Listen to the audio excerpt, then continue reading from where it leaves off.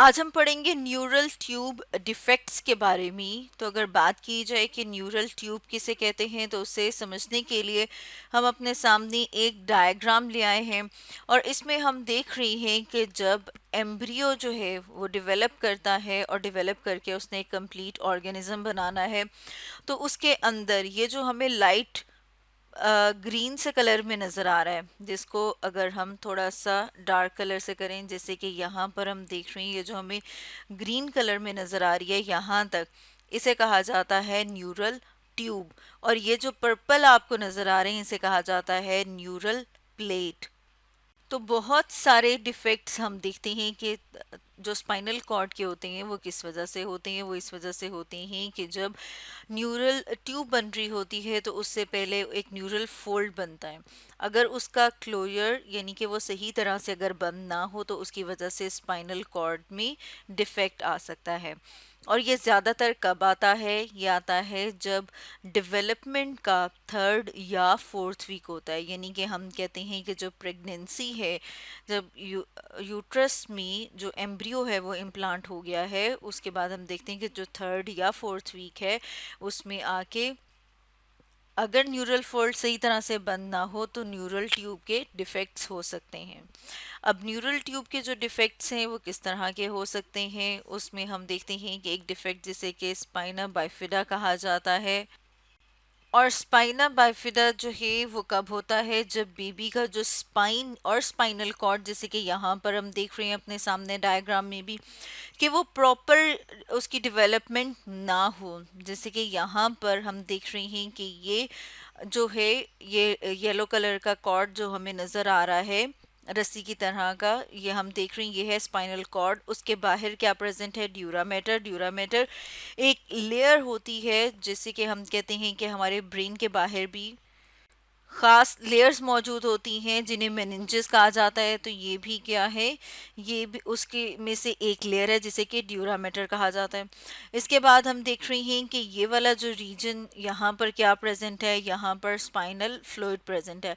तो हम देखते हैं कि मदर के अंदर मदर की जो वॉर्म है, यानी कि जब अभी ये फीटस डिवेलप कर रहा होता है तो उस टाइम पर ये डिफेक्ट हो सकता है। जैसे हमने ऊपर बात की थी कि ये डिफेक्ट जो है वो न्यूरल ट्यूब या न्यूरल फोल्ड की जब हम बात कर रहे हैं कि उसका जो क्लोयर है वो अगर नॉर्मल ना हो तो उसकी वजह से हो सकता है।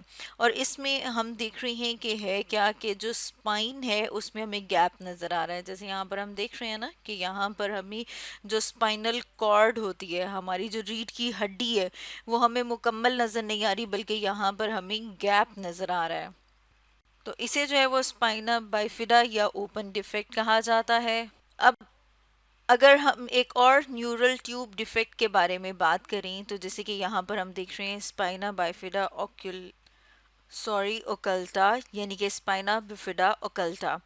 अब ये क्या है? इसको हम कहते हैं कि ये मेल फॉर्मेशन है जिसमें हम देखते हैं कि एक या एक से ज़्यादा वर्टिब्री जो है उसमें मिसिंग है, या फिर हो सकता है कि वो सही तरह से बना ना हो।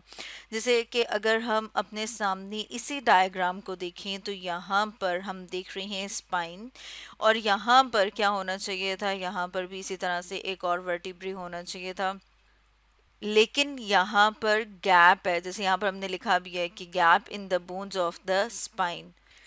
अब ये जो डिफेक्ट है ये हम देख रही हैं कि किस वजह से है। ये डिफेक्ट जो है वो वर्टिब्रल आर्चेस जो प्रेजेंट होती हैं उनका फ्यूजन ना होने की वजह से, जैसे यहाँ पर हम देख रहे हैं ना कि यहाँ पर हमें गैप नज़र आ रहा है, वो इसलिए नज़र आ रहा है क्योंकि जो वर्टिब्रल आर्च मौजूद है उनका आपस में फ्यूजन नहीं हुआ हुआ। इसके साथ साथ हम देखते हैं कि हमें ऊपर से स्किन बिल्कुल ठीक नज़र आ रही है, यानी कि ये जो डिफेक्ट है इसको कवर किया हुआ होता है ऊपर से स्किन ने, यानी कि अगर हम ऊपर से देखें तो हमें यहाँ पर कोई भी सिस्ट या फिर हमें कोई भी ऐसा उभार नज़र नहीं आता। अब हम एक और न्यूरल ट्यूब डिफेक्ट के बारे में बात कर लेते हैं जिसे स्पाइना बाफिडा सिस्टिका कहा जाता है, और इसको समझने के लिए भी हम अपने सामने एक डायग्राम ले आए हैं। यहाँ पर हम देख रहे हैं कि हमें जो है वो कमर के बाहर उभार सा जो है वो नज़र आ रहा है। और ये वाली जो फॉर्म या फिर हम कहते हैं कि ये वाला जो डिफेक्ट है ये सबसे ज़्यादा स्वेयर डिफेक्ट है। और इसमें हमें बाकायदा से एक फ्लूइड फिल्ड सैक नज़र आता है बॉडी के लोअर पार्ट पे, जैसे कि यहाँ पर हम इस डायग्राम में भी देख रहे हैं। वैसे तो ज़्यादातर हम देखते हैं कि ये लोअर रीजन में होता है, लेकिन ये स्पाइनल कॉर्ड के एक्सिस में कहीं पर भी मौजूद हो सकता है। इसमें हम देखते हैं कि जो न्यूरल टिश्यू है वो इसके अलावा मेनिंजेस जो हैं वो यहाँ से बाहर निकली हुई है। जैसे यहाँ पर हम देख रहे हैं ये बिल्कुल जो आउटर लेयर है इसकी ये मेनिंजेस है। इसके बाद हमें स्पाइनल फ्लूइड नज़र आ रहा है और उसके अंदर हम देख रहे हैं स्पाइनल कॉर्ड जो है वो भी इसके अंदर आई हुई है, मौजूद है। इसीलिए हमें स्किन के बाहर जो है वो सैक नज़र आता है। और कई दफ़ा ऐसे होता है कि ये जो सैक है ये बहुत बड़ा सा होता है। जैसे कि हमने बात की थी कि ये किसी भी रीजन में हो सकता है, लेकिन ज़्यादातर ये लंबर रीजन में होता है। लंबर रीजन जो है वो हम अगर देखें तो ये वाला जो लोअर बैक है इसे कहा जाता है।